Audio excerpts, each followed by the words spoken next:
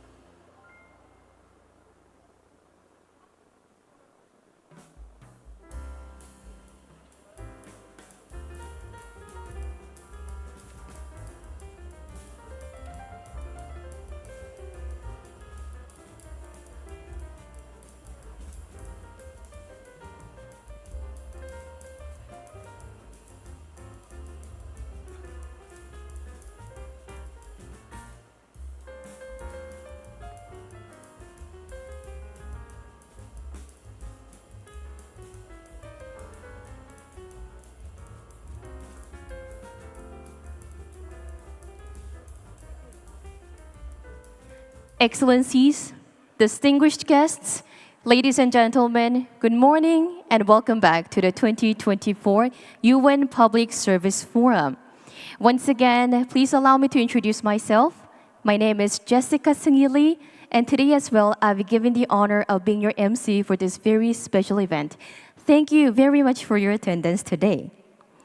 And now we will commence the session reporting back on the 2024 UN Public Service Forum. The forum rapporteur has prepared a presentation on the various opinions discussed over the past 3 days at this meaningful forum.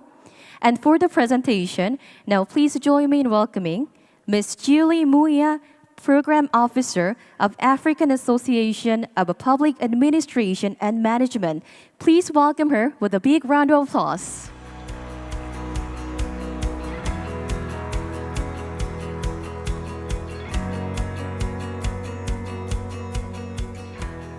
Thank you very much. Excellencies, distinguished guests, ladies and gentlemen. Over the past 3 days, the UN Public Service Forum, themed Fostering Innovation Amid Global Challenges, a Public Sector Perspective, convened ministers, government officials, policymakers, academics, young public servants, and innovators from across the world. And they focused on exploring and coming together was to explore innovative solutions for the public sector to address a range of urgent societal challenges to promote inclusive, sustainable development. The public sector stands at a crucial juncture. Public institutions must transform to anticipate future needs and become more responsive and adaptive to their communities. This requires the public sector to be agile, innovative, inclusive, responsive, and adaptive. As discussed throughout the forum, public institutions must work actively to foster innovation and adopt forward-thinking mindsets. Through the plenary sessions and thematic workshops, the forum provided a platform to examine how to enhance the capacity of public servants and leaders in key areas. Through experience sharing and leaders in key areas, and peer-to-peer learning, the forum aimed to enhance cooperation and partnerships. As the forum rapporteur, I would like to distill some of the key themes and messages that have arisen from this forum's work over the past 3 days. I hope that this report can serve as an inspiration for the Ministerial Forum to follow and as for all our work as we strive to reach the Sustainable Development Goals. In the first plenary session focusing on AI and the future of governments, experts discussed pressing issues, opportunities, and challenges in regards to leveraging the use of AI in the public sector. It was noted that, number one, governments must adopt agile responses involving partnerships with the private sector, civil society, and other organizations to keep pace with rapidly evolving technologies like AI. The needs now are not the same as 10 years ago. They will likely be different 5 years from now. To contextualize AI, multidisciplinary teams and approaches are increasingly needed. Number two, technologies like AI require appropriate frameworks to enable reliable data collection, data sharing among entities, and the respect for privacy rights. Combating misinformation, eliminating biases, and mitigating the other risks.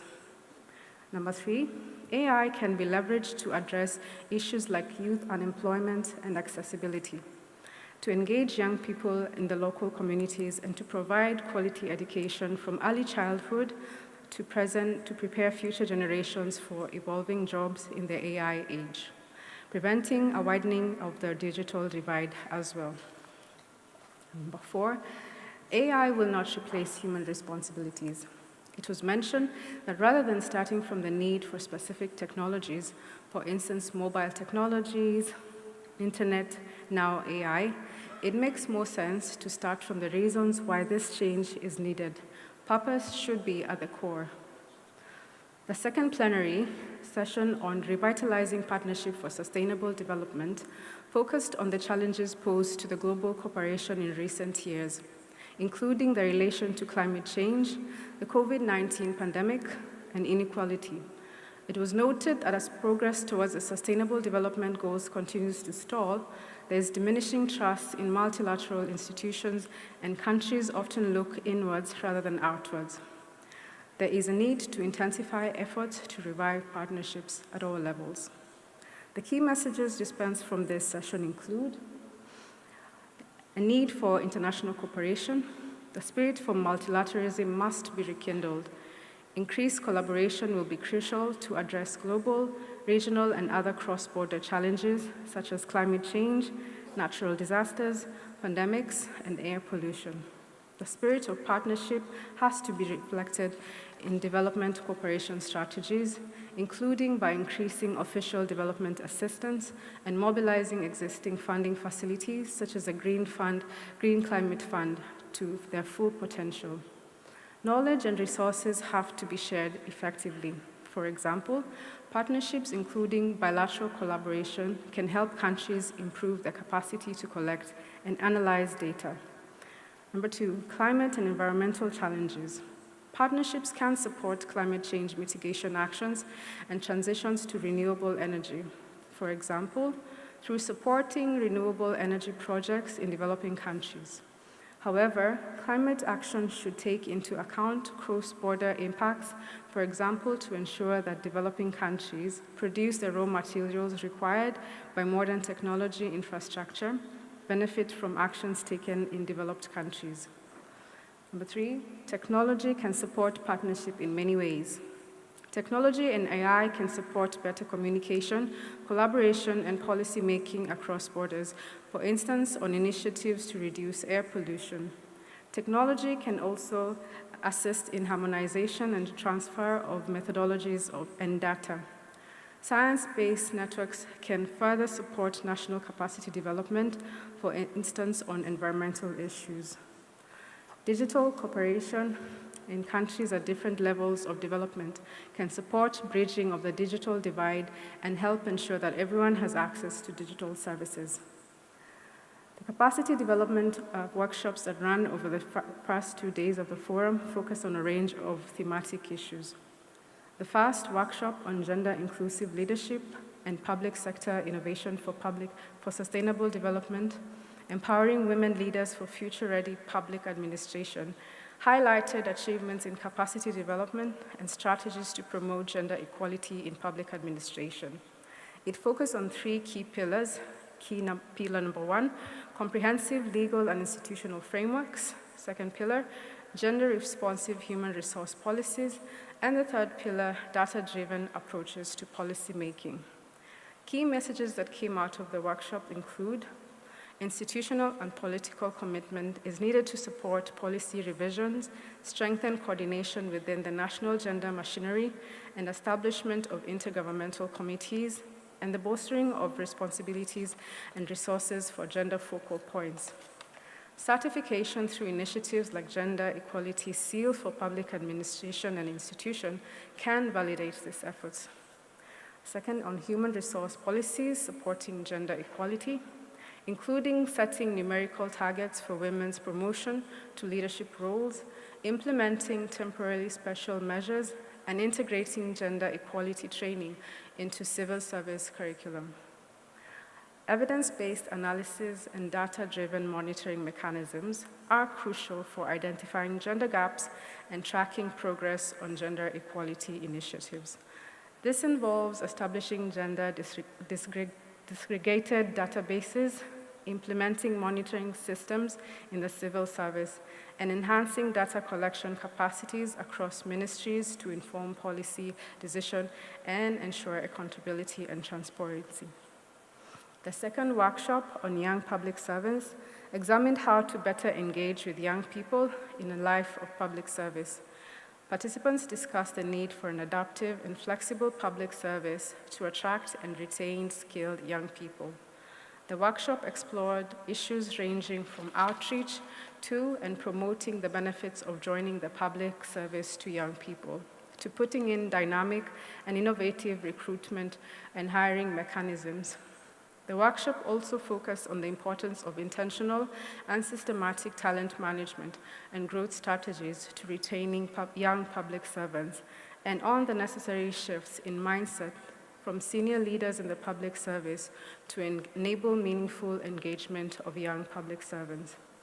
Key messages that arose from these workshops are: to attract young talent in the public service, we need to rebuild the trust towards public institutions and promote transparent recruitment by utilizing digital technology and innovative outreach methods to meet young people where they are.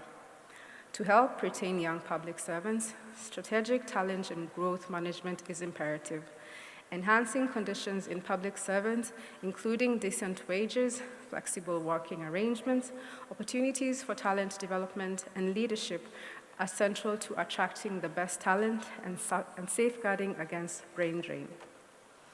To foster dynamic leadership at all levels, we need to focus not only on developing the skills of young public servants, but also on changing the mindsets and attitudes of existing leaders to see the value of and embrace the leadership of young people in the public service through innovative approaches and schemes. The third workshop on changing mindsets, cultivating systems, thinking and foresight in public sector leadership, so participants discuss mindsets, that is, a set of beliefs and attitudes that guide decision-making and behaviors. The consensus was that the revolving complex problems of today requires changing mindset and adopting innovative approaches that promote and utilize strategic foresight, systems thinking, and experimentation. Success stories from around the globe were represented. The challenges and lessons learned from implementations were also shared and discussed with participants. Perceived implementation challenges include resistance to change and the ease of sticking to old ways of doing things and working within the comfort zones. Lessons learned including the importance of getting support and buy-in from top leadership, institutionalizing pilot initiatives, integrating a better level of understanding of human behavior and suggested alternative solution, and striking a balance between focusing on urgent problems and building institutional resilience. Key messages that came out of these workshops include there is need to adopt innovative mindsets that utilize and promote strategic foresight and systems thinking. The present challenges and future outlook may not always be bright and promising, justify the need to continue to develop new approaches and tools to try and make things better. Both top leaders and young people in the public service should learn to learn and be versed in the tools of strategic foresight, systems thinking, and experimentation. Moving forward, space should be provided to public servants to allow them to experiment. With innovative approaches in tackling problems, a balance should be struck between the focus on public organizations on current problems and building institutional resilience that would prepare them for future issues, both foreseen and unforeseen. In the fourth and sixth workshops, they focused on issues around AI and digital transformation. The two workshops discuss how to harness the opportunities of AI and digital transformation for sustainable development while managing their inherent risks.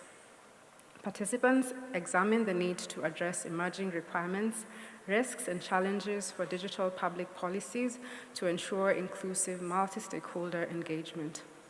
It explored policy options and cases on how countries are leveraging innovations such as AI and the use of regulatory sandboxes approach in technology adoption to address public challenges. Key messages that came out of this workshop include the global trends in AI technology development make AI adoption in both public and private sector a necessary rather than optional tool. The rapid pace of change also demands faster adoption on the part of the public sector at all levels. Varying degrees of digital maturity among countries and the shortage of appropriately trained people add to the challenge of digital transformation and adoption of AI. A human-centered approach to the adoption of AI should remain a priority in the public sector. Technologies can improve the processes and offer innovative solutions, but the focus should be on improving human well-being and public service delivery. Digital transformation is about making technology serve the people, being considerate of digital inclusion. Governing and regulating innovation, particularly AI, is a multidimensional and challenging. Regulatory sandboxes can be a useful approach to AI adoption and help in minimizing the risks for people. Supportive institutional frameworks for AI innovation should strike to complement existing governance structures and avoid duplicating roles between chief ICT or AI officers. In the fifth workshop on enhancing global resilience to disaster and climate change, participants discussed opportunities provided by digital technologies to strengthen resilience to natural disasters and the impacts of climate change. The workshop also focused on the development of transnational cooperative governance to address these challenges. Discussions emphasized community-based resilience building and inclusive governance, highlighting the importance of local knowledge and resources in developing effective strategies. Participants also shared methods to enhance disaster response systems using AI, satellite imagery, and sensor technology. These technologies are critical for timely and accurate disaster response and also improve the ability to predict and mitigate the effects of such events. Key messages that emanated of these workshops include: by establishing infrastructure and systems to collect satellite images, CCTV footage, topographic and weather information, and by providing the accuracy of AI-based analytical models, we can not only invest budgets more efficiently, but also minimize disaster damage through real-time or early warning systems. To empower communities with self-recovery capabilities from disasters, it is essential to transfer authority to them so that they can make decisions using local knowledge and resources. Projects should be tailored to each community's unique characteristics, with central government support through resource allocation and funding. Addressing natural disasters requires cooperation among local governments, central governments, and the private sector, other public entities, as well as stakeholders and civil society, to establish comprehensive response systems, policies, and systems across various fields such as health, meteorology, finance, and social sectors must be integrated. Furthermore, a global response framework is needed. In the seventh workshop on strengthening public institutions for climate action, digital transformation and inclusive governance were highlighted, emphasizing the importance of leveraging AI and digital innovation to boost global resilience and sustainability efforts. Participants identified transformative actions that contribute to build strong institutions, enhancing multi-level governance for climate action and SDG implementation, including empowering subnational governments to localize climate change. Discussions also covered how public institutions can develop future-ready policies and strategies by promoting strategic foresight and integrating scenario planning into existing policy processes. The key messages that came out of this workshop include: a renewed multilateralism is essential for effective climate action, aligning global agendas with local capacity and ensuring participatory approaches are crucial. Integrating local government into global decisions will empower them to localize the SDGs and ensure climate justice through equality and local perspectives. Harnessing AI is crucial to addressing climate challenges. It improves data quality, supports accurate policies, and aids resilience planning. Transparent data prevents misinformation. Collaboration and innovation initiatives like sandboxes are vital for testing new technologies. Utilization of cloud, generative, and conversational AI and geospatial analytics is central to mobilizing insights from knowledge. Use of digital twins to provide simultaneous simulations of alternatives and evidence to inform investment and governance choices based on anticipated impacts that steward severity risks and encourage thriving with change is also key. Emphasizing strategic foresight in climate action involves a long-term perspective in decision-making, considering future generations, rethinking our relationship with nature, and moving beyond GDP as a measure of progress. This shift can transform trade-offs into synergies, align self-interest with common interests, and enhance policy planning and resilience building. Ladies and gentlemen, as you can see, over the course of the forum, we have discussed a wide range of interconnected issues and themes. It is hoped that the insights and the connection we have gained here will inspire the continued effort and collaboration from all of us to craft innovative solutions to enable the public sector to achieve sustainable development goals to address global challenges. Thank you very much. Asante Sana. Thank you very much, Ms. Muya, for that presentation. And now, ladies and gentlemen, we'll proceed directly to the 2024 UN Public Service Forum Ministerial Roundtable.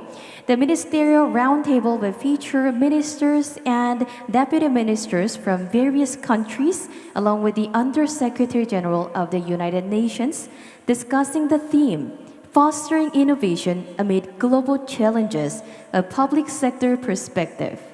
As you might know well, the United Nations Public Service Forum is co-organized by the United Nations Department of Economic and Social Affairs through its Division for Public Institutions and Digital Government and the Ministry of Interior and Safety of the Republic of Korea. Before we begin, please allow me to invite our two esteemed hosts who support us a lot to host this meaningful forum. First and foremost, please join me in welcoming His Excellency Mr. Lee Sang-min, Minister of the Interior and Safety of the Republic of Korea. Minister, please come up to the stage, and ladies and gentlemen, let's welcome him.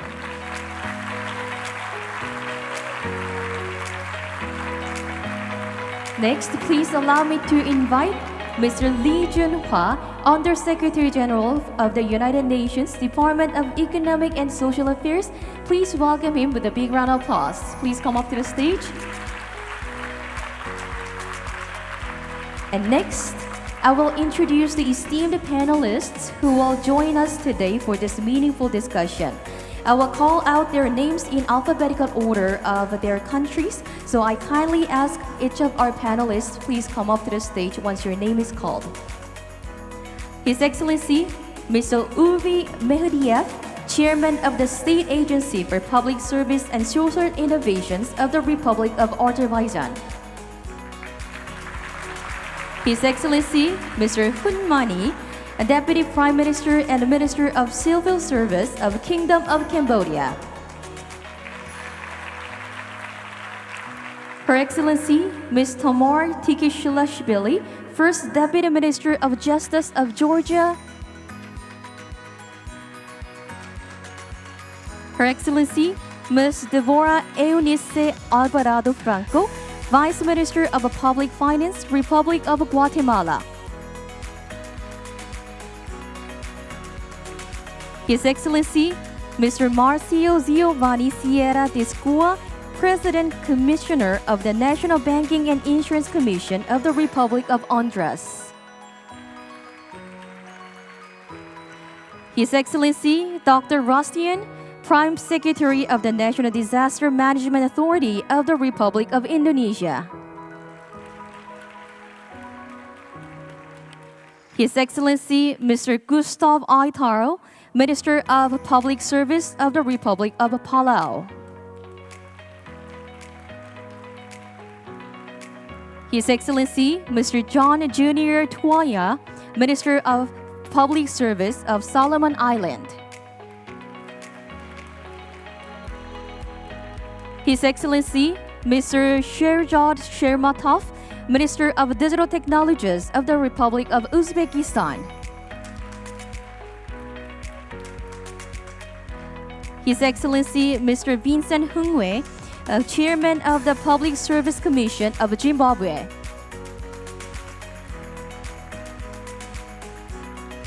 Now, we will invite our facilitator to the stage.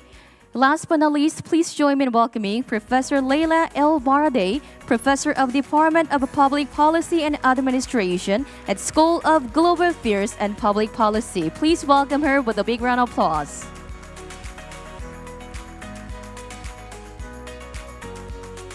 Thank you, and Ms. Baradei, you may have the floor.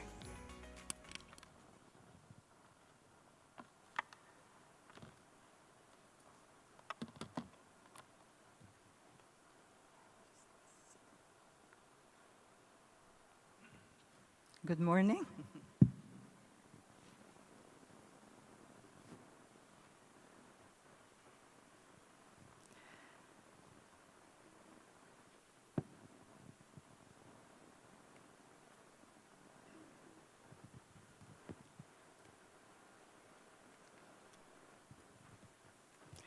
Thank you all for giving me the privilege of moderating this very important Ministerial Roundtable organized on the last day of the 2024 UN Public Service Forum, Fostering Innovation Amid Global Challenges.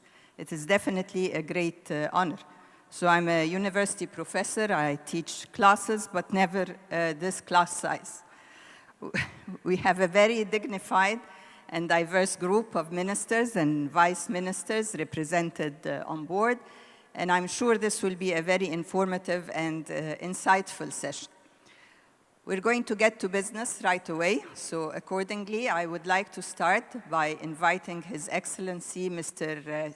Lee Sang-min, Minister of the Interior and Safety of the Republic of Korea, to the podium to deliver an opening speech, if you please.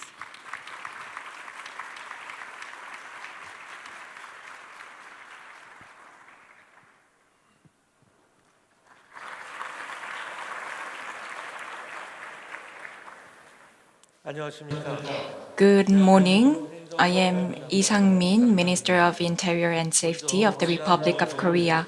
First and foremost, I would like to take a moment to express my sincere gratitude to the colleagues for their heartfelt sympathy regarding the deadly fire on Monday, which took the precious lives of many people. Thank you very much, Undersecretary General Lee Jun-hwa and Cambodia Deputy Prime Minister Hun Mani and others for your condolences to the victims, their families, and the government of the Republic of Korea. Honorable Undersecretary General Lee Jun-hwa, Excellencies, we are here to identify actions to implement the outcomes of this forum and recommit to our common goals. Thank you for joining us today at the round table. Over the past 2 days, we've had in-depth discussions on the role of public service and how to innovate in response to the crises and challenges facing the world. We agreed that we need to harness emerging technologies like AI as a driver of growth and innovation, while at the same time working to protect against their negative side effects, such as privacy and bridging the digital divide. Specific measures to strengthen global cooperation to combat rapid climate change, advance gender equality in the public sector, and boost youth participation were also explored. We need to build on the consensus built through this forum, recommit to implementing public service innovation measures, and achieve our common goals through cooperation and solidarity. Excellencies and Undersecretary General, as policy leaders on behalf of our countries and the UN, we serve an important mission of unleashing a wave of innovation in the public sector. Our leadership will play a crucial role in shaping the world's transformation and development.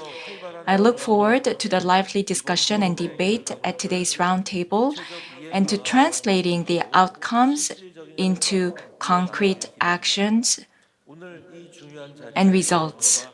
It is an honor to be with you today at this momentous occasion. I hope your passion and determination become a beacon for the future of public service. Thank you very much. Thank you, Your Excellency.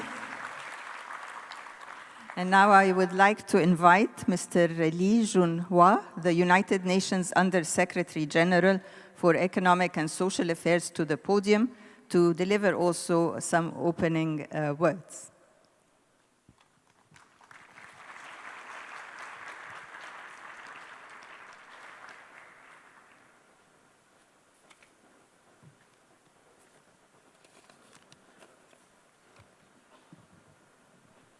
Well, good morning, everyone. Distinguished Minister Lee Sang-min, Excellencies, all the participants, dear friends.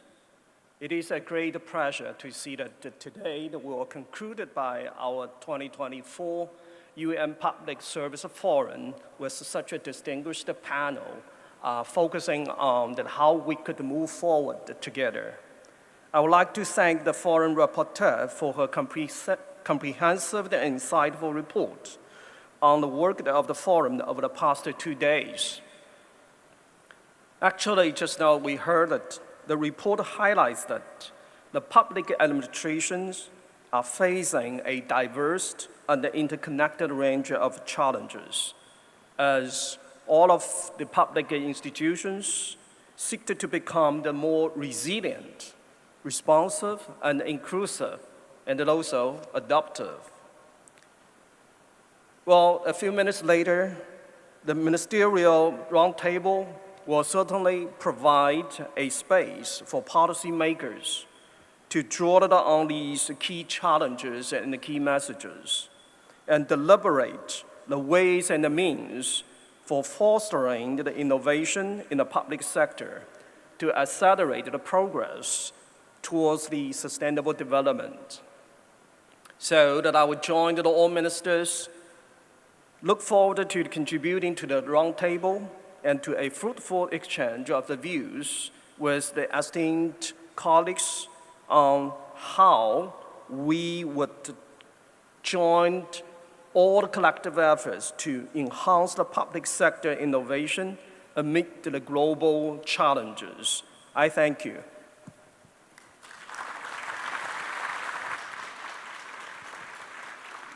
Thank you very much, Your Excellency.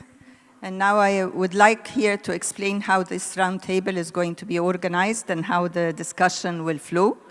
We've been listening over the past 2 days of the conference to a number of plenary discussions related to the conference theme, fostering innovation amid global challenges. Experts have described at length the latest developments in AI and how it's related to the future of government. They've also dwelled on the how and on the why of revitalizing partnerships for sustainable development. Additionally, 7 parallel workshops have been organized covering different thematic areas related to the conference theme.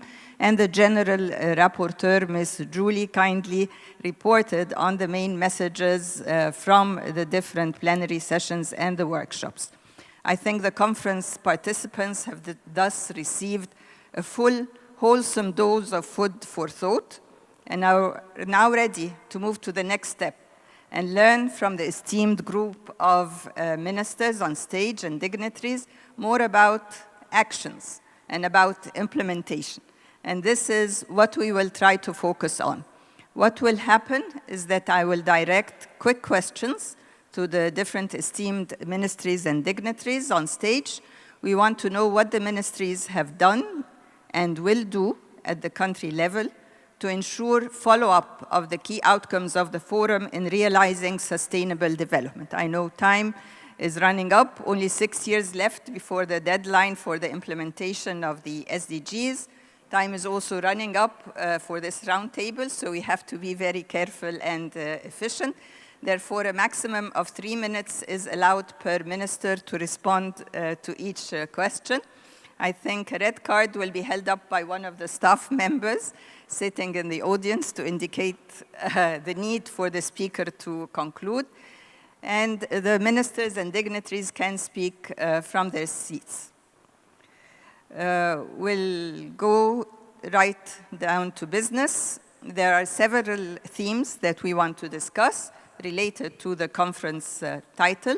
First theme is about leveraging artificial intelligence and frontier technologies for a future-ready government, and this was the focus of the first plenary in our conference.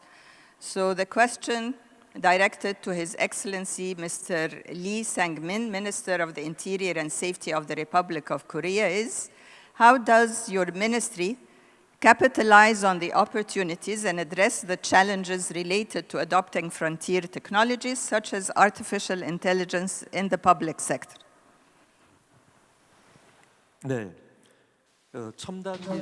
Thank you very much. Now, in terms of the adoption of advanced technologies in the public sector, they can provide both opportunities as well as challenges, a point I'm sure that many of us here all agree on. Now, first, close collaboration with the private sector is crucial for the public sector to utilize advanced technologies like AI. The Korean government is working to leverage the private sector's innovative technologies and outstanding capabilities to deliver public services more efficiently. For example, the Korean government currently provides public services through mobile apps and web services from private companies that are very much familiar to the public and that are very much frequently used by the public. For example, the railroad is run by a state-owned company, but you can book train tickets on a leading Korean portal. This is an example of the government opening up the right to sell public services to private platforms and private companies utilizing advanced technology to provide better services to the public. In addition, the Ministry of Interior and Safety developed AI administrative support services dedicated to the government in collaboration with private companies like LG and SKT and is currently piloting them. So for example, this support service is about document summarization or document drafting or creating minutes of meetings, and we are currently piloting this service. Through this public-private partnership, we will create synergistic effects such as increasing the efficiency and convenience of public services for the government and creating new business opportunities for private companies. On the other hand, there are of course challenges in utilizing advanced technologies like AI in the public sector. These challenges need to be carefully examined as much as the work to adopt the technologies. For example, the various policy information and data, we need to make sure that they are not leaked to the outside. For example, cybersecurity issues. And also, there might be possible policy failure due to introduction of unproven technologies. There are, of course, concerns about privacy violation. Among them, privacy protection is a very sensitive and important issue. In particular, to provide public services using AI, data collection and training process are required, and there is the risk of personal information leakage or misuse. The Korean government is making various policy efforts to prevent these concerns. In particular, the Privacy Protection Commission, a ministerial level central administrative agency, was established in 2020 to establish legal and institutional mechanisms to protect personal information. And this also shows that the government is committed to protecting personal information as we adopt advanced technologies. Thank you. Thank you, Your Excellency. I know you would have liked to have more time to elaborate on the achievements of the Republic of Korea in that regard, but it's just the limited time that we have. So we'll direct the same question to His Excellency Mr. Sherzod Shermatov, Minister of Digital Technologies of the Republic of Uzbekistan. How does your ministry capitalize on opportunities and address challenges related to artificial intelligence and other frontier technologies? Please. Good morning, dear ladies and gentlemen. Definitely, I would support all the words by His Excellency Minister of Interior and Safety of the Republic of Korea. And we were partnering with Korean government trying to learn all the best practices, and we try to follow all the same approaches. Definitely, in terms of providing the government services, government should not be just the have a monopoly on kind of forcing everybody to use its state portal, but if people are used to use all the banking service platforms or all other very popular portals, then we allow those portals as well to provide the best government services specifically designed to make people's lives easier. So our approach is the mission of our ministry as well as the government to make people's lives easier. So whichever is easier for the people, then we try to utilize this kind of approaches in terms of AI as well. So AI is considered as a tool which helps people to be happier and to help make their lives easy, as well as to help them to be able to find extra income or try to improve their businesses. So we implemented the regulatory sandbox as well, so that any new startups, they would like to implement an AI solutions, like there are many AI opportunities among young people who develop their own startups. We test using this regulatory sandbox, and once it's approved is okay, then it's not very, it doesn't have any risks, then we can implement into the other industry as well. And of course, AI has many risks as well, which we are currently facing. Then, since digitization is everywhere, everybody is used to trust digital systems. Unfortunately, the deep fake videos are spreading around with all the social media, or kind of cybercrime is increasing. So we try to implement the AI technologies in preventing the cybercrime, and in identifying this kind of deepfake videos, try to make the people's life safer and easier. So overall goal is to make sure that AI is helping people to live better lives, and AI is helping the government to serve its people and its businesses better. Thank you. Thank you very much, Your Excellency. Definitely, we all want to make citizens' lives better. And the problems related to AI, privacy, security, and deep fake issues require better policy and regulatory frameworks. So we're going to direct this question to His Excellency Mr. Ulvi Mehdieb, Chairperson of the State Agency for Public Service and Innovation of Azerbaijan. What approaches does your government employ to adjust existing or perhaps create new policy and regulatory frameworks around the adoption of frontier technologies, including AI? Thank you. Thank you very much. Thank you. Rapid development and application of technologies across all fields naturally form new challenges and new relationships. It's crucial for governments to establish new rules and frameworks to regulate these relationships and adapt to the changing world without delay. I would like to mention that 12 years ago, a new concept and a new state agency were created in Azerbaijan by a presidential decree to apply innovations and modern technologies in the public administration and public services. In 2012, this organization was named the State Agency for Public Service and Social Innovations. If you pay attention, a unique system was formed that brought together the concepts of public service and innovations. By quickly applying innovative solutions, the organization of public services became equally accessible, transparent, zero bureaucracy, and efficient for everyone, which was received with great satisfaction by citizens. However, I would proudly like to note that in the example of Azerbaijan, several laws and strategies have been adopted and implemented to accelerate digitalization and social innovations in state governance, public administration, and public services.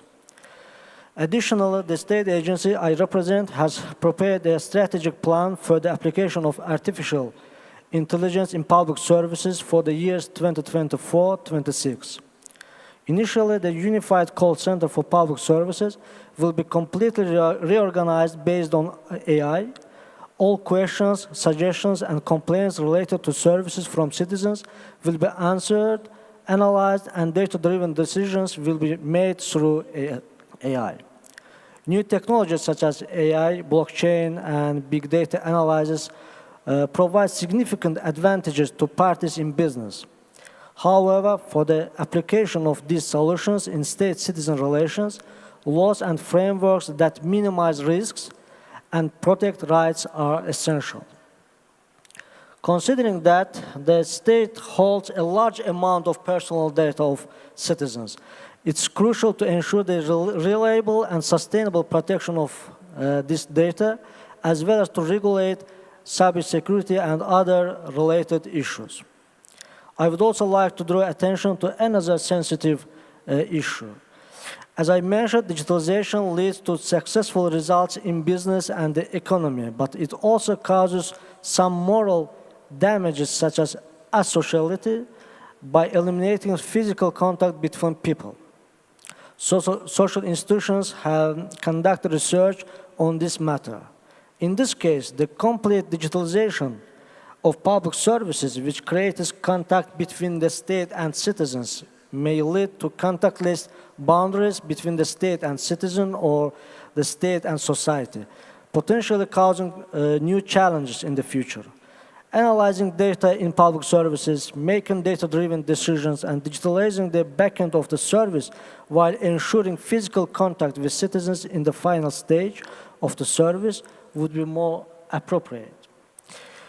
Recent innovations are beneficial at a global level and also create new challenges globally. Therefore, international cooperation among states is very beneficial and essential when forming new approaches and frameworks rather than making local decisions. In conclusion, there is a need for states to form rules that can respond to the demands of the modern technological era by analyzing all scenarios but without delay. Thank you very much, Your Excellency. So everyone is aware of the challenges related to the use of AI. We're moving quickly to another challenge and related to climate change. So the issue is how to strengthen governance to address climate action. And I'm going to direct a question to His Excellency Dr. Rustian, Secretary General of the National Disaster Management Authority of the Republic of Indonesia. So, Your Excellency, what are your top priorities for strengthening governance in public institutions to address climate action? And what specific capacities and support are most needed? The floor is yours. Thank you. Morning. Indonesia is a country, 17,000 islands, with a unique geographic location surrounded by 3 active plates and located on the ring of fire. Being right on the equator make Indonesia climate very unique. Indonesia top priority for strengthening the governance of public institutions to address climate change.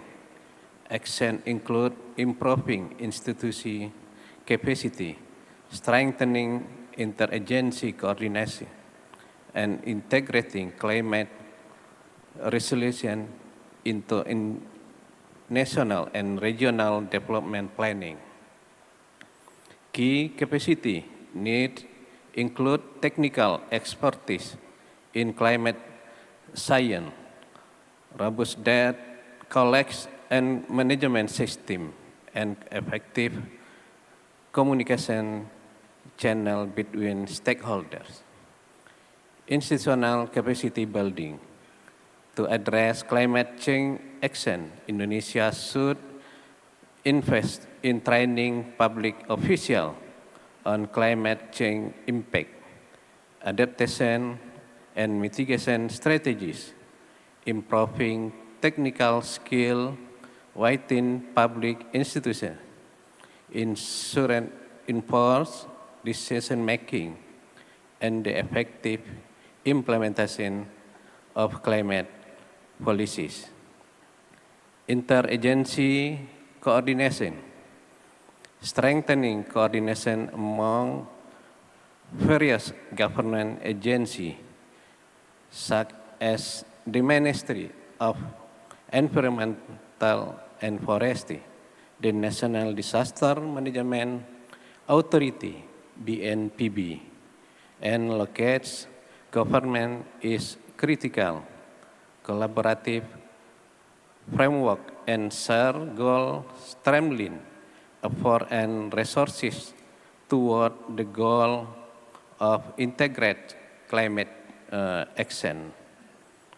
Integration of climate resilience, incorporating climate resilience into all aspects of development planning at Indonesian and sub-national level is critical.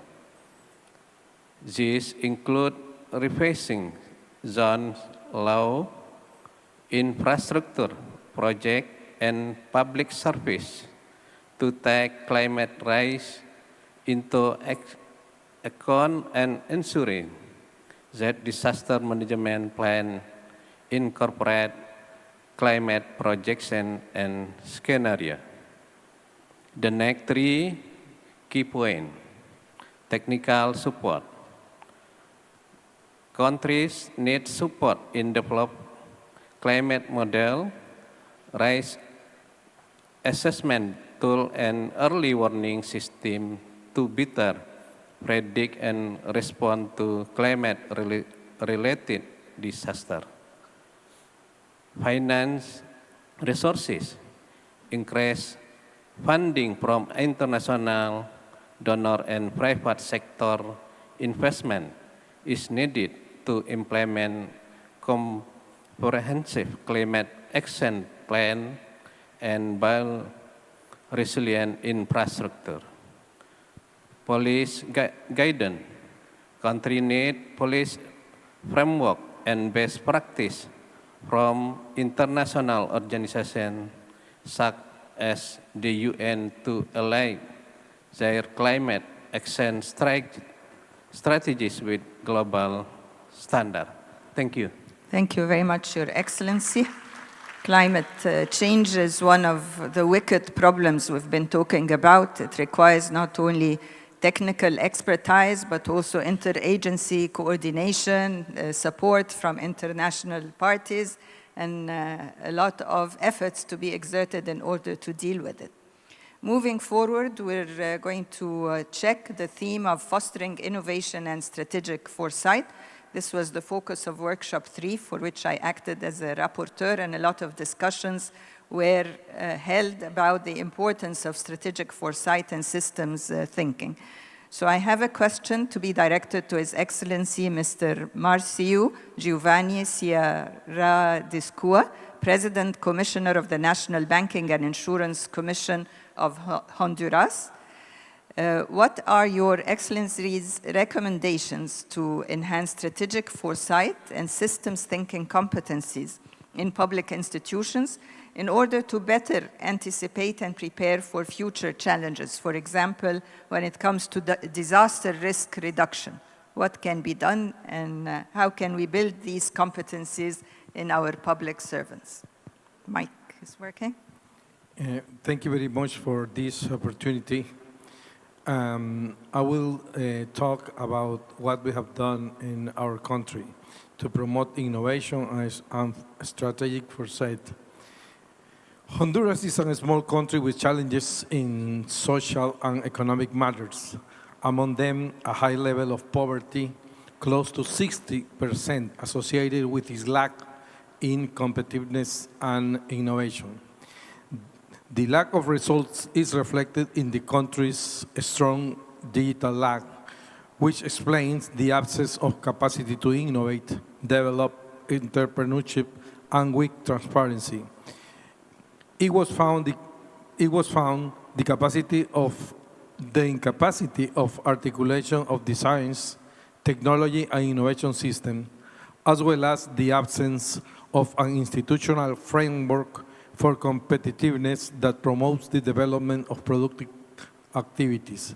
As a result of above, Honduras has been placed among of the last position in digital matters, particularly in position 108 out of 132 countries in the Global Innovation Index, and in position 104 out of 120 countries in Connectivity Index.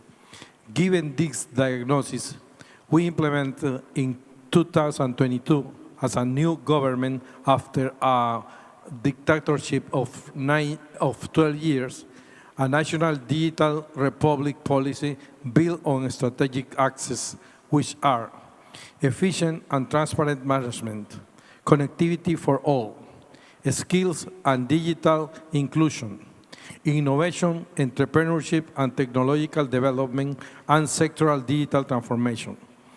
There are several types of innovation that a country must promote. In the short term, we have made progress in the following. We organized a digital institutional framework through the creation in 2023 of the first Honduran Agency of Digital Republic. We started with the most basic to expand investment in innovation. We implement a public connectivity program for nearly 1,800 schools and 200 health centers throughout the country to strengthen social services at a remote distance, maintain resilient infrastructure, and improve Honduras' link with the rest of the world.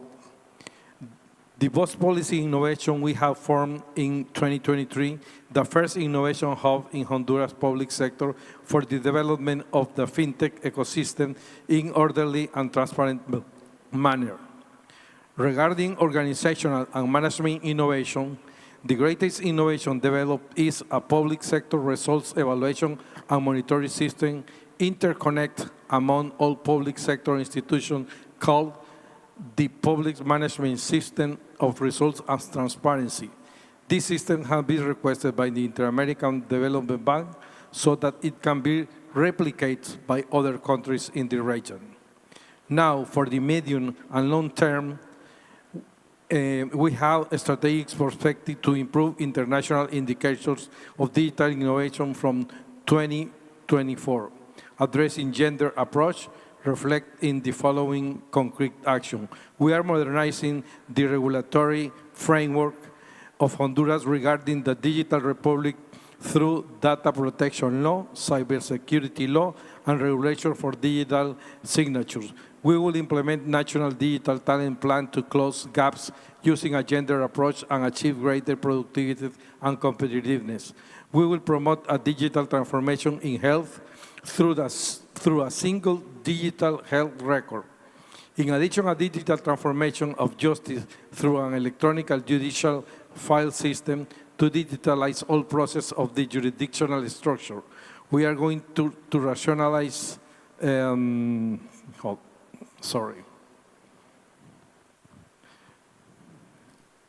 We are going to, in addition to digital transformation, we are going to rationalize and optimize the technological spending to the state of Honduras, achieving 10 to 20% for government budget. We are putting online a sustainable procedures portal as well as installation of a group of cybersecurity experts to fight cybercrime. Since 2023, we have incorporated Honduras into a new technological trend, thinking about data science, public cloud processing, GovTech, and artificial intelligence, among others. And one thing I want to recall is that fighting corruption and the eradication of corruption is one of the keys in order to get the SDGs for the year 2030. Thank you very much, Your Excellency. It's for the clarification about all the different measures taken in Honduras to innovate and move on forward with the digitization and other measures. The same question I would like to direct to His Excellency, Mr. Vincent Hungui, Chairman of the Civil Service Commission of Zimbabwe. So what are your recommendations to enhance strategic foresight and systems thinking, competencies in public institutions in Zimbabwe when it comes to disaster risk reduction, for example? Your Excellency. Thank you very much, Madam Facilitator, for that question. Let me start off with this point. I think when we have looked at the entirety of the issues around this matter, innovation, strategic thinking, foresight, complexity, it pretty much boils down to our ability to manage uncertainty about the future. Of course, that need for us to manage the future uncertainty leads us into this domain called futures thinking. And futures thinking, to my mind, is developing this ability to anticipate the opportunities that the future presents to us to be able to tackle the problems and challenges that we are currently experiencing, and to also tackle the problems that are going to continue to persist into the future. To me, that is what lies at the core, at the center of futures thinking. Have we done this in the past? Yes.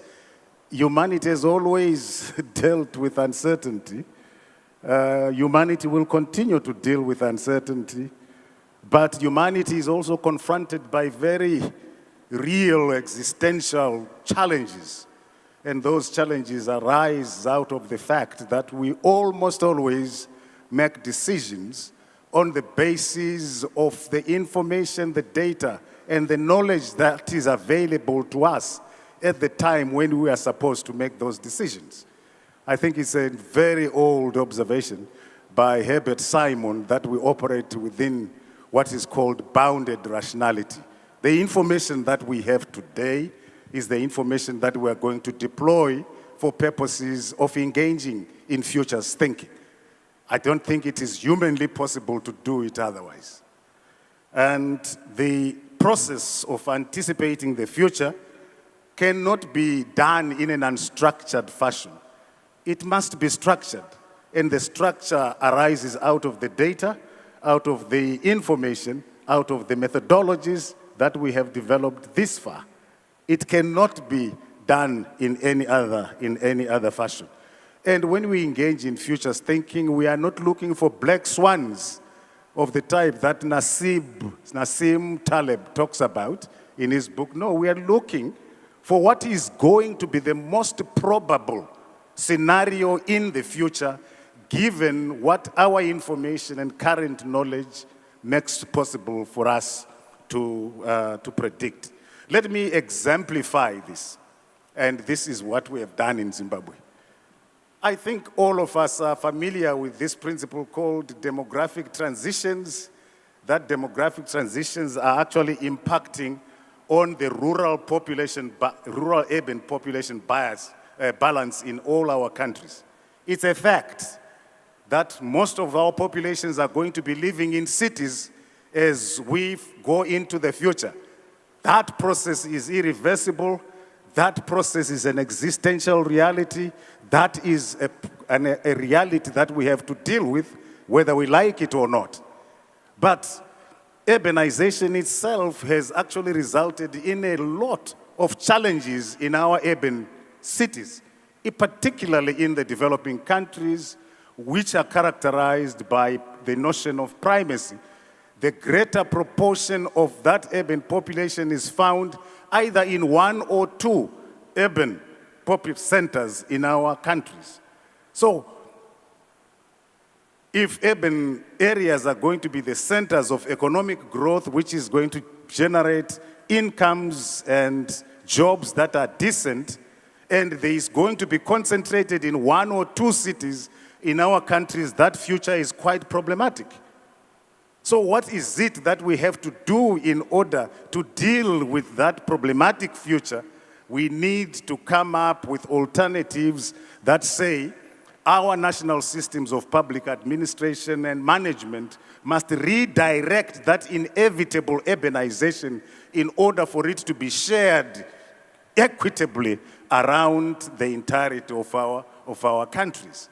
And there are many examples of countries that are doing this. In Zimbabwe, for example, there is a very thoroughgoing, very clear national policy to say most of the growth on the basis of the factor endowments that are found in Zimbabwe, be it in agriculture, be it in mining and so forth, ought to be redirected in order to generate what is called balanced regional economic growth and development.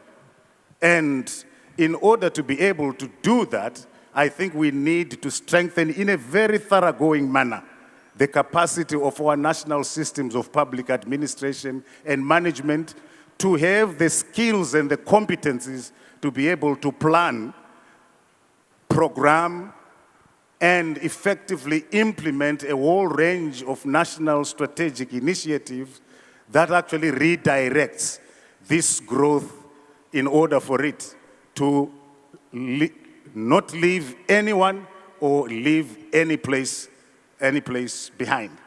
And that is, would be our suggestion for the conference. Thank you very much, Your Excellency.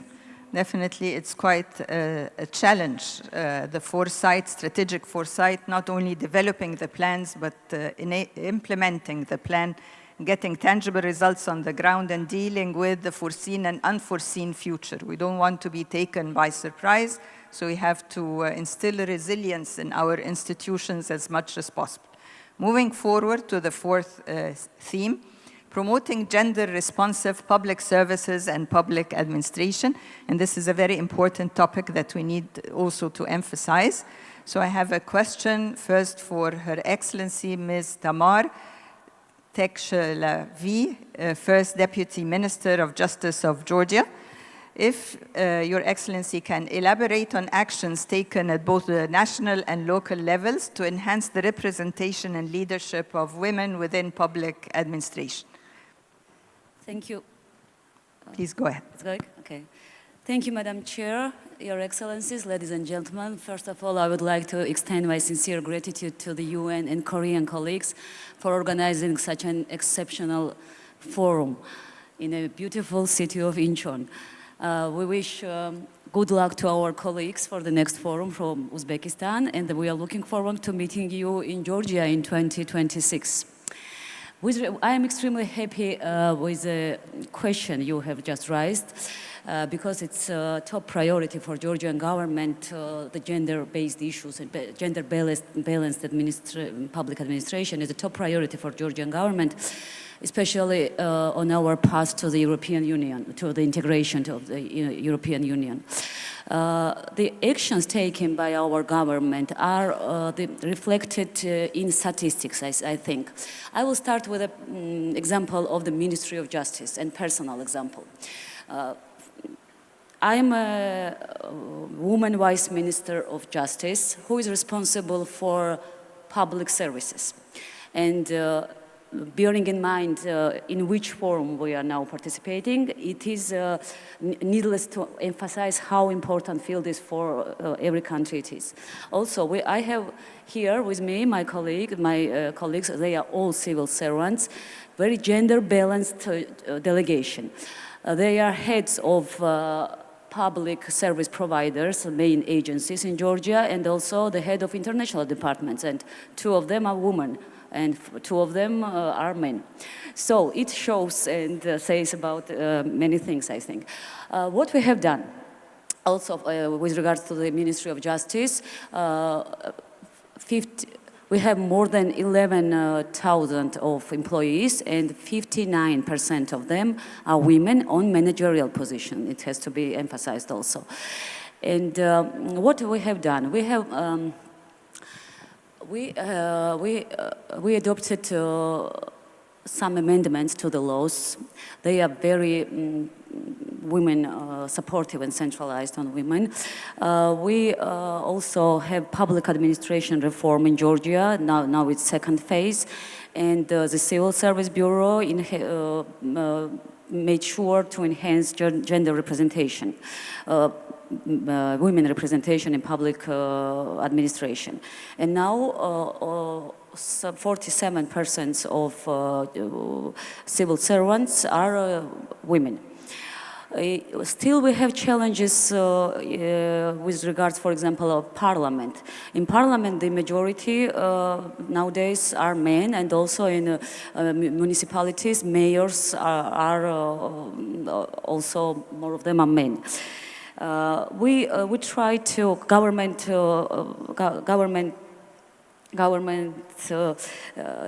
invested in in some programs who supports women in their education, business, and we try to inspire them with our own example also, and we do everything because, as I have already mentioned, it is a top priority for us. We have some bureaus, specific central level, parliamentary level, to monitor and promote mainstreaming for women empowerment and represent leadership there. Thank you very much, Your Excellency. And the same question goes to Her Excellency Ms. Deborah Alvarado, Vice Minister of Public Finance of the Republic of Guatemala. So we want to know what's happening in Guatemala. Good morning, ladies and gentlemen. First of all, I want to thank all the women around the world that has been fighting for me being here in this panel of these excellencies. I think that we have not been here without their fight. Saying this, I'm going to talk about two main foundation actions that Guatemala has done since 1999.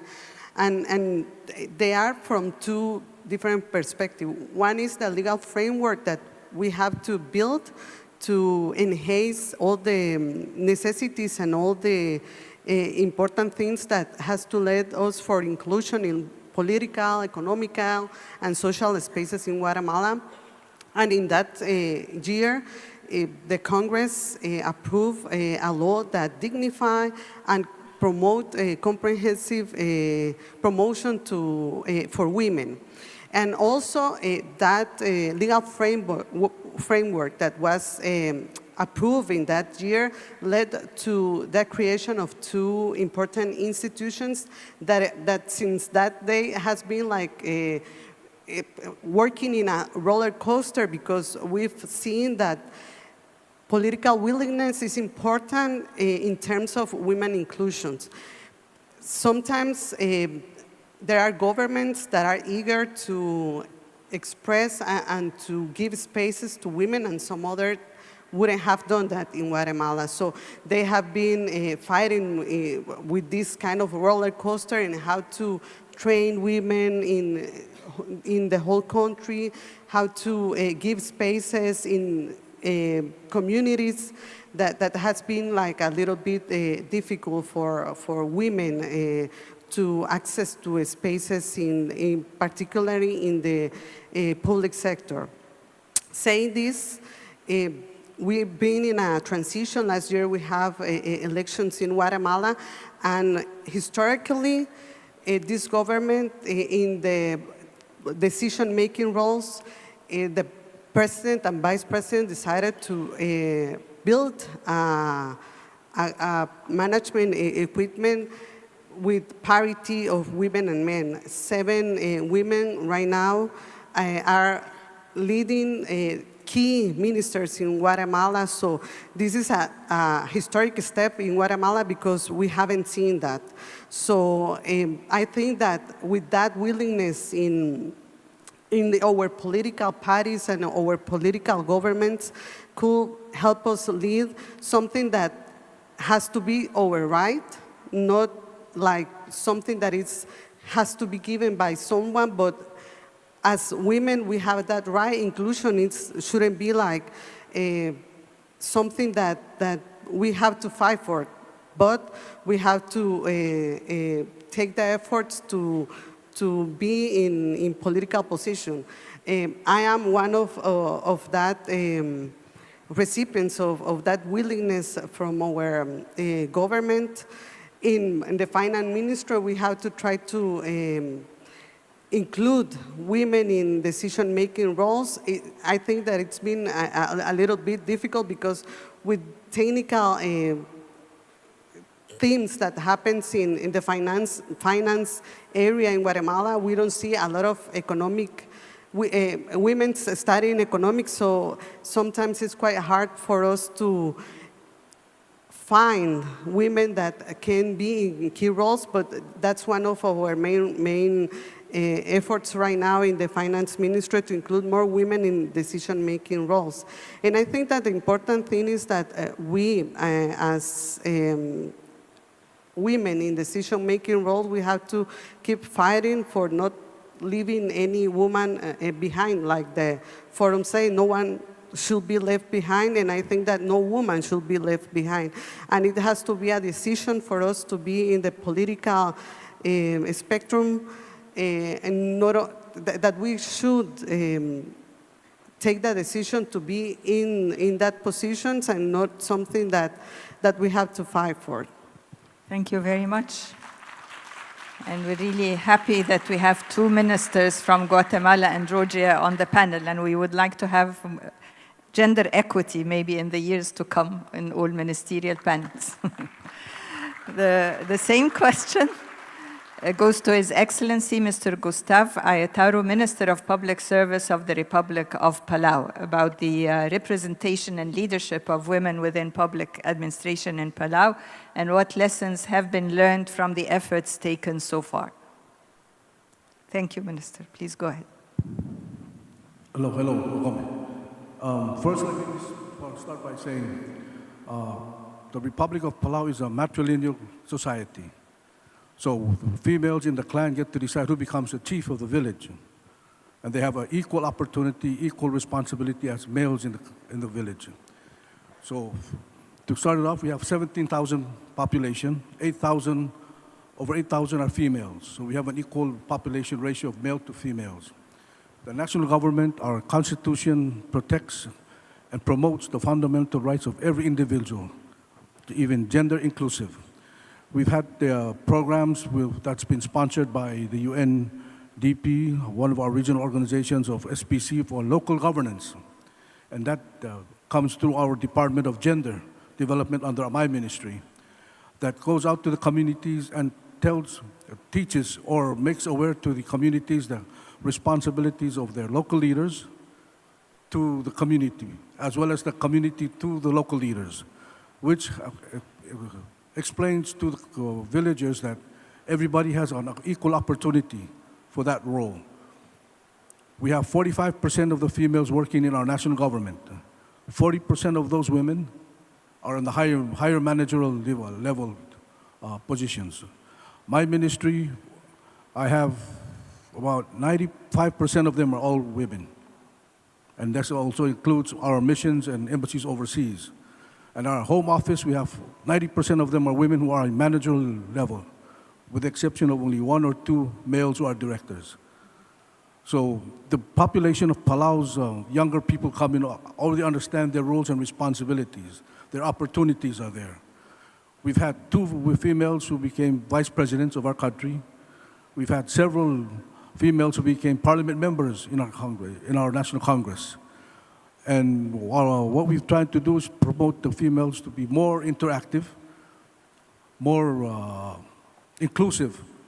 And a lot of the females in our country are always heads of NGOs. They're also heads of community organizations. They're also heads of their family. So our responsibility is to ensure that these females also realize that they can go move a step higher than that. The government does not stop them from moving higher to a higher level.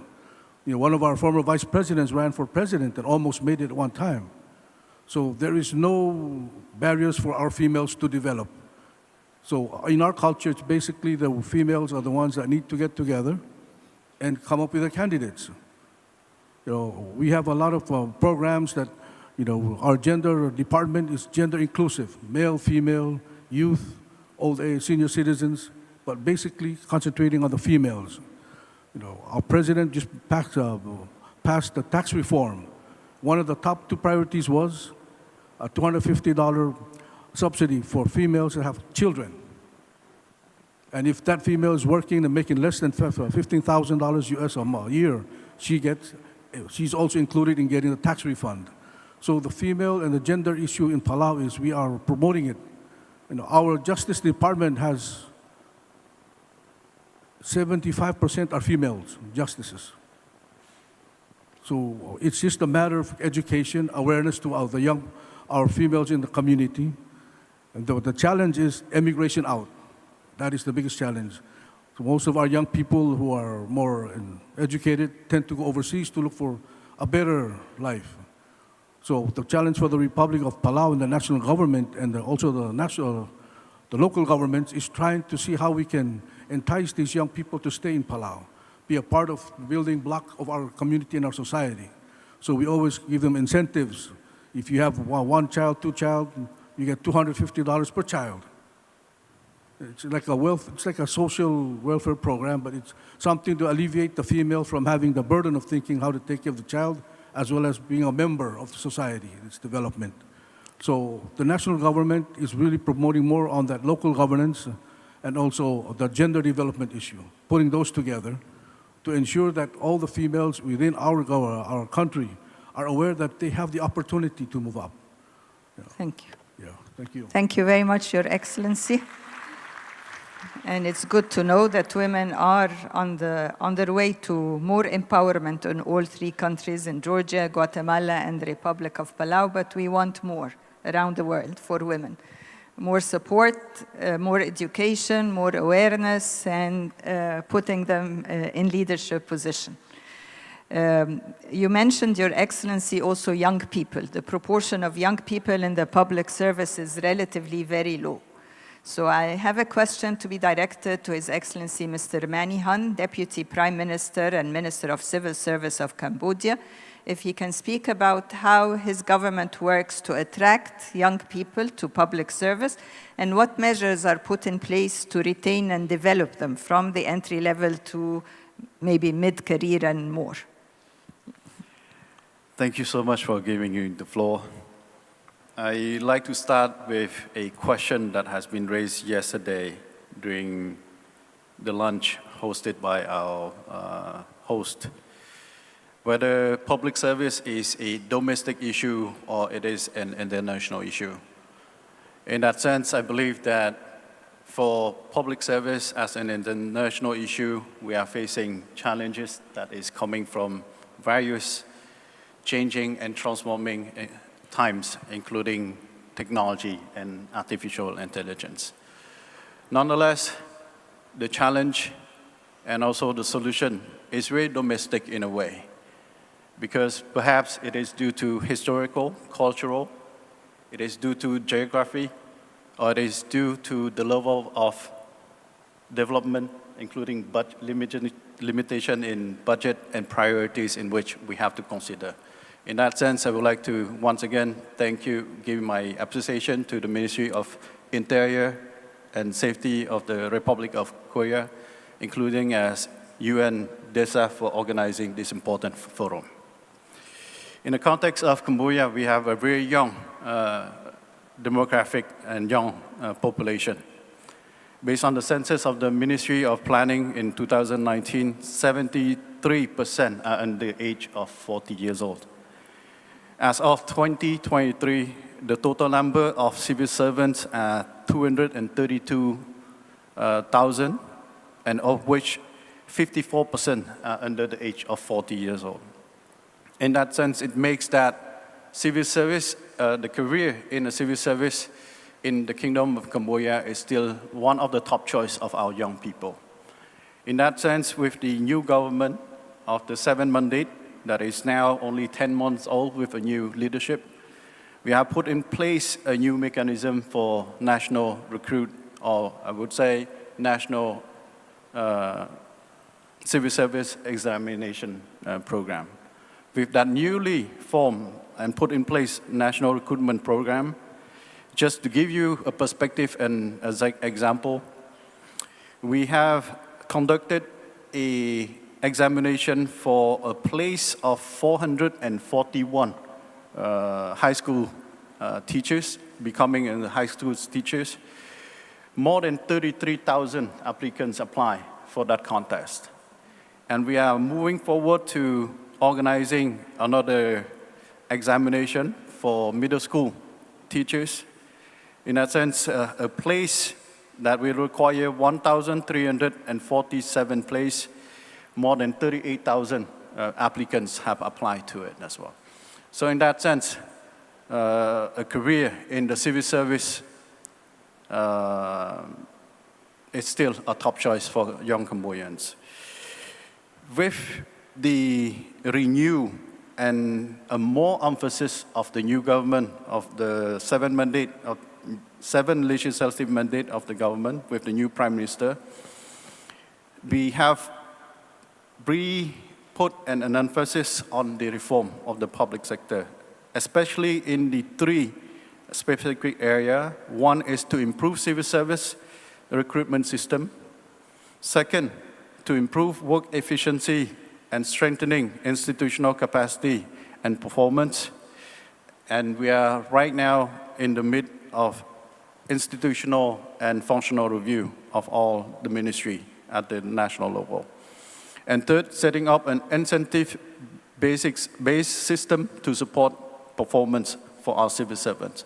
Overall, we need to ensure that we have more effective and efficient structural and government arrangements in place so to make sure that our youth who choose to follow a path in the civil service career receive a sense of fairness at the entry exam, at the recruitment, a sense of fulfillment toward after choosing a career in civil service, to have the ability to receive capacity building, whether it is through scholarship, internship, and other means of support for their development from beginning to higher ups in their careers.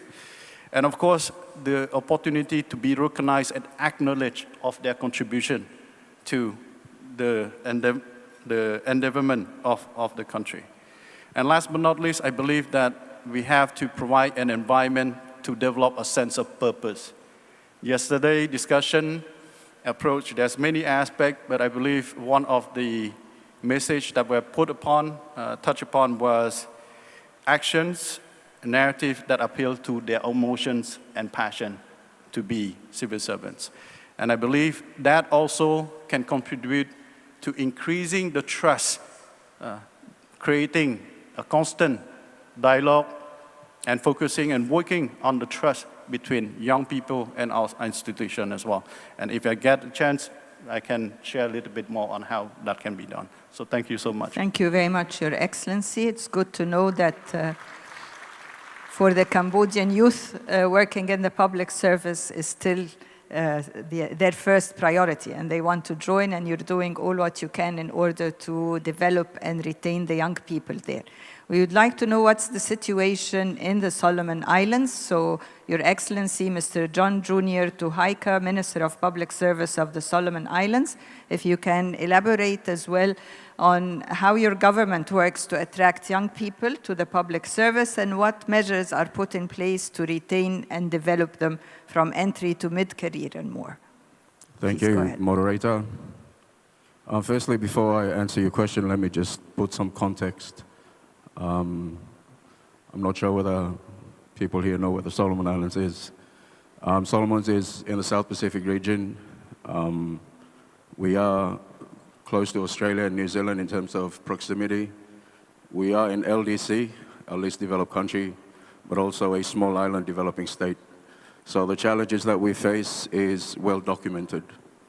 In terms of the public service in the Solomon Islands, one of the challenges that we face is the fact that we have a very youthful population and a job market that is heavy within the public sector. We have a very small private sector in our country. So accommodating this youthful population is a challenge, but it's something that we're looking very seriously into.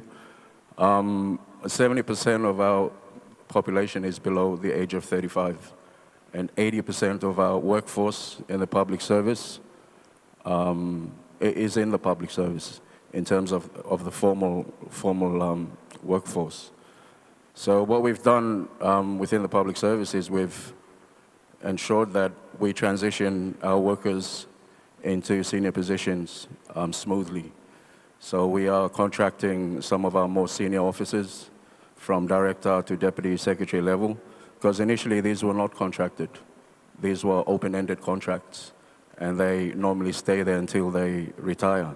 So we have put that in place to ensure that there's a smooth transition. Institutional knowledge transfer happens within that transition, and also mentorship. So that is one of the main things we're looking at. Innovation is important, especially for the youthful population once they enter the public service. So we are working at regulations, because our laws are quite old. So we're looking at regulations to ensure that some of the innovation and technology that we're talking about here today can take root in our country, but we have to prepare ourselves. So, yeah, briefly, that's what we're doing in the Solomons. Thank you. Thank you very much. So, and to ensure that there is an innovative environment within the public service that manages to attract young people and retain them over there. Finally, we have a question for the United Nations, directed to Mr. Lee Junhwa, United Nations Under-Secretary General for Economic and Social Affairs, about what the United Nations can do further to support capacity development of governments in developing countries for the transformation needed to meet the sustainable development challenges now and in the future. Well, thank you. Thank you very much, moderator, for posing this very important and relevant question to the United Nations. I guess also it's the question to all the participants. I guess before we answer this question, we need to remind ourselves, what is the current status, what is the challenges, and what would be the way forward?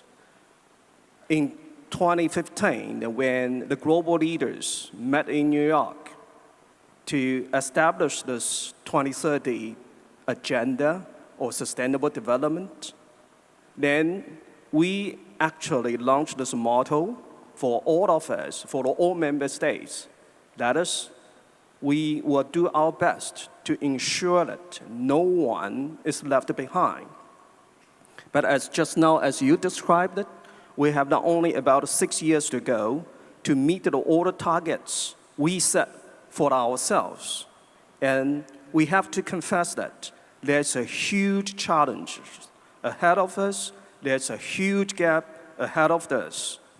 So the question is how we could accelerate the implementation of the 2030 agenda. And then the public service is certainly one of the key players to help the member states to accelerate this implementation. Having said that, then the next question is, do we have the sufficient capability among the member states, between the member states? The answer perhaps is quite alarming. Among most of the developing countries, especially the countries in vulnerable situation, we have to recognize that there's a huge gap in the national public institutions in their capacities to deliver the public services to the people. So the question is, now over the past 3 days, we have engaged very extensively on how we could innovatively and also creatively to bridge the gap, to close the gap by the theme like the fostering innovation amid the global challenges. Then, what will be the key word? I think that still it's the partnership.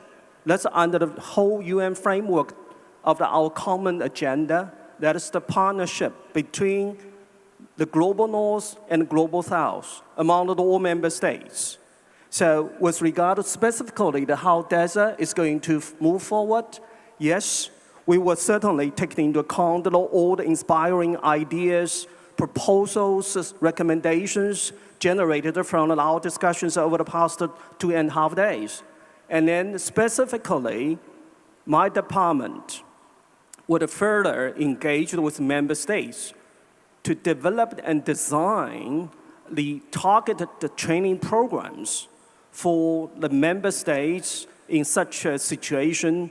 Definitely needs the further catering program to enhance their national capacity. And also, UNDESA is collaborating with UNDP to co-host. We say that it's one of the high-impact initiatives, that is the future government.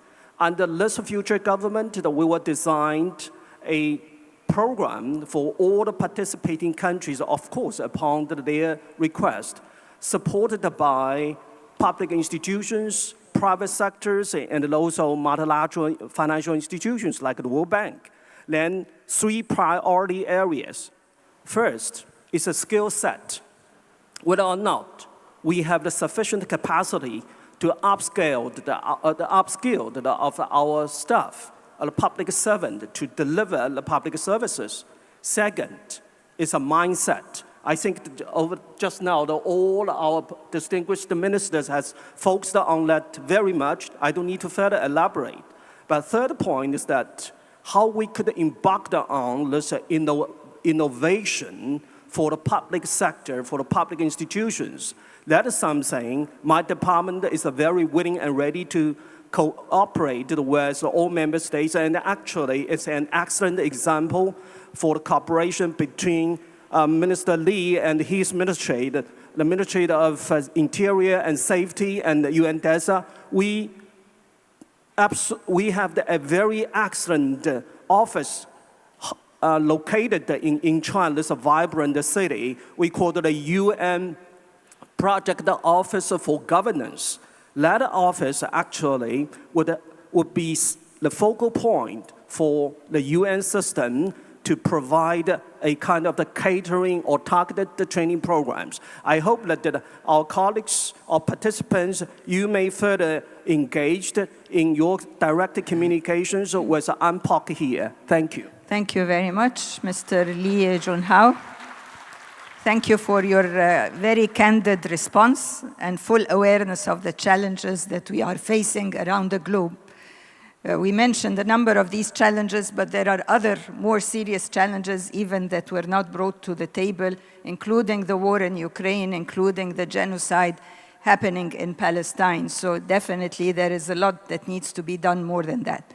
To conclude our roundtable, I'm just going to suggest that each minister provides a very short wrap-up message regarding each government's priorities for achieving the 2030 SDGs. If you have to choose between the 17 SDGs, one priority action and one message, what would that be? And we can start from maybe the left side of the table, the Zimbabwe minister. Just in one sentence, what would be your first number one priority? I know it's challenging. We have to work in parallel on all 17 goals, but just pick one. I think the challenge that we see is deepening and expanding capacity development for effective governance in support of national development imperatives. Thank you. I would support the UNDESA's words. We need more to talk about the focus on partnerships, because world, unfortunately, is becoming more and more dangerous place to live rather than the global village we used to talk about when all the digitizations started. So we have to focus more on being for partnership for the better of the human beings in the world. Thank you very much. Thank you. SDG 16, I think, is sort of broadly covers the portfolio that I look after. And I also echo what's been shared by honorable colleagues here. Partnership, collaboration, those are key message or takeaway during this very important meeting. Thank you. Right. Thank you. Thank you. I would like to also attach myself to the previous speakers about partnership, collaboration, and cooperation. It takes a whole community to develop a nation, a country, and a region. So partnership and collaboration is very important. Thank you. Thank you very much. Commitment, consistency, and collaboration are Indonesia's three main points that are inspired in achieving sustainable development target. Thank you. Thank you. 저는 2030 지속가능 발전 In achieving 목표 SDG 달성을 위해서 2030, 지속적인 I believe that we need to keep innovating and also staying committed to global partnership. So in that sense, the Korean government wants to make sure that we utilize AI to a greater extent to provide better public services to the people and resolve societal issues. And I believe that this model of the Korean government can lead by example when it comes to public services. Thank you. Thank you very much. Well, thank you. I believe that it would be a bit of the risky for UN entity to say which choose. priority Yeah, among definitely. the 17 You goals. can pass, sir. Because UN DESA is labeled as a custodian to all SDGs. But having heard from all participants, for this occasion, I would say innovation and partnership would be the priority for me. Okay, thank you. As I said at the end of my participation, I will be a little bit disruptive in this regard because I think that corruption eradication is an essential condition for achieving SDGs. Thank you very much, sir. In my case, I think that education is the key to transform our world. We have to focus more on giving education. Korea is one example that education transformed the country. So we have to put all our efforts in that area. Thank you. As Undersecretary General correctly mentioned, it is very difficult to focus on one goal. So I will not focus on one goal because, as he also correctly mentioned, all of them are very challenging, and we need to fill all the gaps. We need more partnership, more collaboration, education, etc. And it was mentioning that Georgia this year will present its third report, reviewing the progress on the forum which will be held in New York on SDG. Thank you very much. I join my colleagues to comment on the fact that it's not easy to pick and choose one of the 17, but nonetheless, I think innovation, partnership, education are very keys. But in the spirit of SDGs as a whole, I think a commitment to fulfilling our obligation, responsibility to SDGs to chart a path for resilient, sustainable, and inclusive prosperity. Thank you very much. So I joined with my distinguished colleagues. Collaboration and partnership is an important key to achieve the SDGs and to create new approaches, clear vision and strategies about the use frontier technologies in the field of public sector, public services. Thank you very much, Your Excellencies. So we've heard partnerships, commitment, innovation, education. Some chose not to answer the question, and since we're not in a class, this is definitely permissible, and we need to work on all 17 SDGs. The session has come up with very enriching remarks. I'm sure this will lead to new ways of thinking and actionable steps to guide and implement innovative governance for sustainable development and the well-being of people. And with that, the Ministerial Roundtable is concluded. Thank you very much.